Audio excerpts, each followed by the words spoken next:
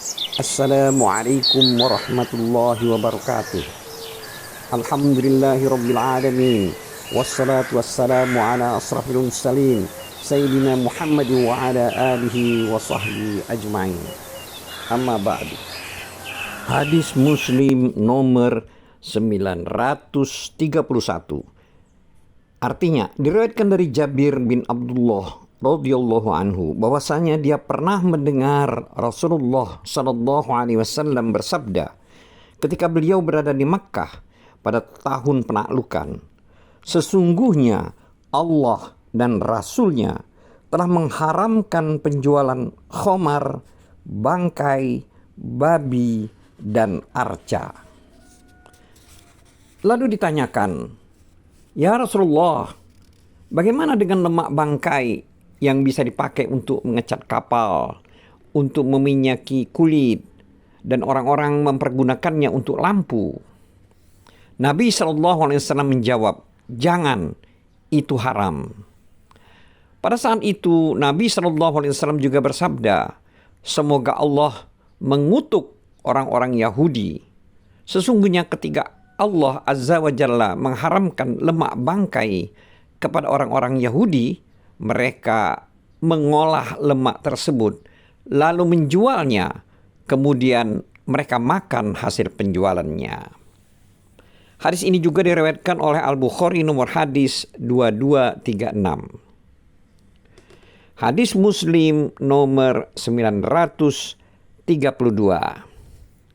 Artinya, diriwayatkan dari Abu Mas'ud Al-Ansari radhiyallahu anhu bahwasanya Rasulullah sallallahu alaihi wasallam melarang harga anjing, ongkos pelacuran, dan upah juru ramal. Hadis ini juga diriwayatkan oleh Al-Bukhari nomor hadis 2237.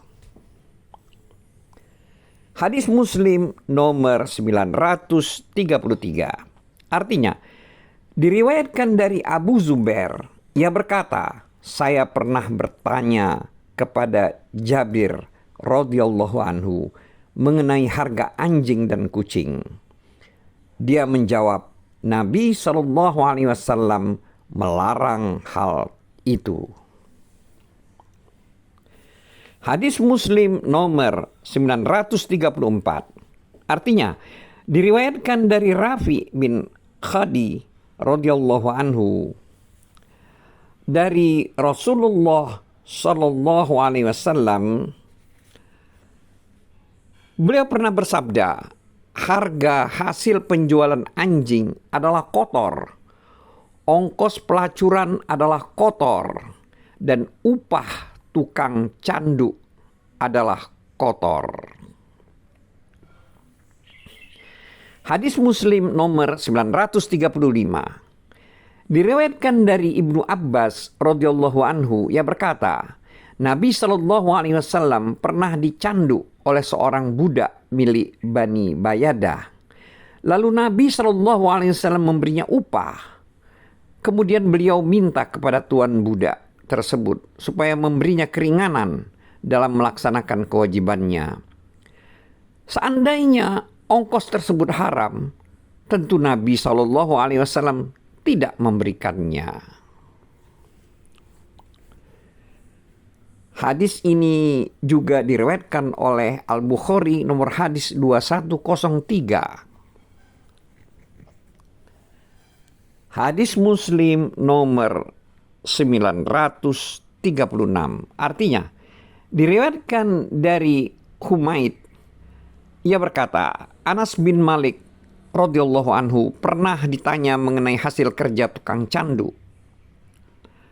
Lalu dia menjawab, Rasulullah sallallahu alaihi wasallam pernah bercandu. Beliau pernah dicandu oleh Abu Taibah. Lalu beliau memerintahkan agar Abu Taibah diberi upah 2 sok makanan. Lalu Nabi SAW memohon kepada tuan yang memiliki Abu Taibah agar membebaskannya dari kewajibannya. Rasulullah SAW bersabda, "Sesungguhnya cara pengobatan atau penyembuhan kalian yang terbaik adalah bercandu, atau candu termasuk cara penyembuhan yang baik. Hadis ini juga diriwayatkan oleh Al-Bukhari nomor hadis 2102. Hadis Muslim nomor 937. Artinya, diriwayatkan dari Ibnu Umar radhiyallahu anhu, ia berkata, dulu orang-orang jahiliyah melakukan jual beli daging dengan menjanjikan habalul habalah. Habalul habalah adalah apabila anak unta yang di dalam kandungan telah lahir, lalu anak yang dilahirkan itu bunting, Rasulullah SAW melarang mereka jual beli seperti itu, yakni batas waktu pembayarannya menunggu buntingnya anak unta yang masih dalam kandungan. Hadis ini juga diriwayatkan oleh Al-Bukhari nomor hadis 2143. Hadis Muslim nomor 938 diriwayatkan dari Abu Sa'id Al-Khudri radhiyallahu anhu, ia berkata, Rasulullah sallallahu alaihi wasallam melarang kami dua cara beli. Maksudnya dua cara jual beli, yaitu mulamasah dan munabadzah. Mulamasah adalah pembeli menyentuh kain penjual malam atau siang tanpa membolak-baliknya dengan seksama. Sedangkan munabadzah adalah penjual melemparkan kain kepada pembeli, dan hanya dengan cara itu maka telah terjadi transaksi antara keduanya tanpa dilihat dengan seksama dan tanpa persetujuan terlebih dahulu. Hadis ini juga diriwayatkan oleh Al-Bukhari nomor hadis 5820. Hadis nomor 939 artinya diriwayatkan dari Abu Hurairah radhiyallahu anhu, ia berkata, Rasulullah sallallahu alaihi wasallam melarang jual beli dengan cara pelemparan batu kerikil dan cara yang mengandung penipuan.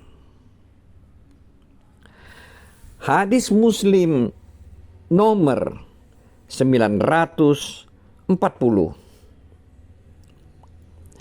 Artinya, diriwayatkan dari Ibnu Umar radhiyallahu anhu bahwasanya Nabi sallallahu alaihi wasallam melarang penjualan dengan cara mengadakan penawaran kombe atau combe. Hadis ini juga diriwayatkan oleh Al-Bukhari nomor hadis 2142.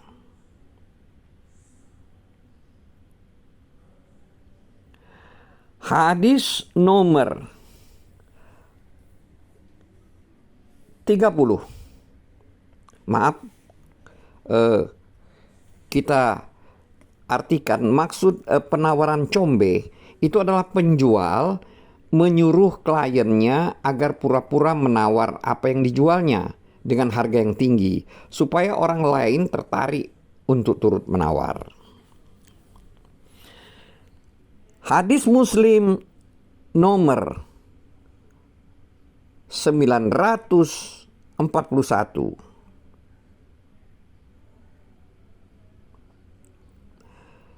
Artinya, diriwayatkan dari Abu Hurairah radhiyallahu anhu bahwasanya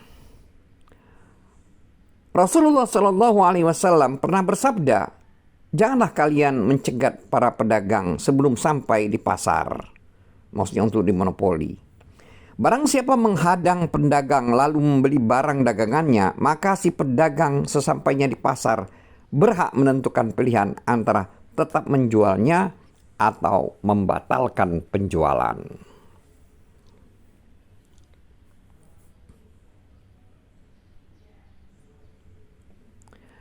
Hadis Muslim nomor 942. Diriwayatkan dari Ibnu Abbas radhiyallahu anhu, ia berkata, Rasulullah SAW melarang penghadangan barang-barang perdagangan untuk dimonopoli sebelum tiba di pasar. Juga melarang orang kota yang memonopoli perdagangan terhadap orang desa. Kata Taus, aku menanyakan kepada Ibnu Abbas, apa maksud sabda Nabi SAW, orang kota terhadap orang desa? Ibnu Abbas menjawab, maksudnya dilarang menjadi tengkulak yang memonopoli. Hadis ini juga diriwayatkan oleh Al-Bukhari nomor hadis 2158.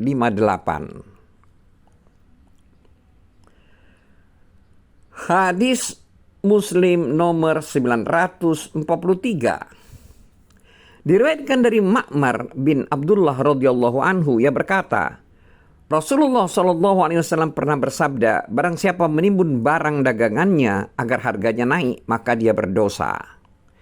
Dikatakan pada Sa'id bin Al-Musayyab, kau sungguh menimbun barang dagangan? Sa'id menjawab, sesungguhnya Ma'mar yang menunturkan hadis ini pernah menimbun barang dagangan.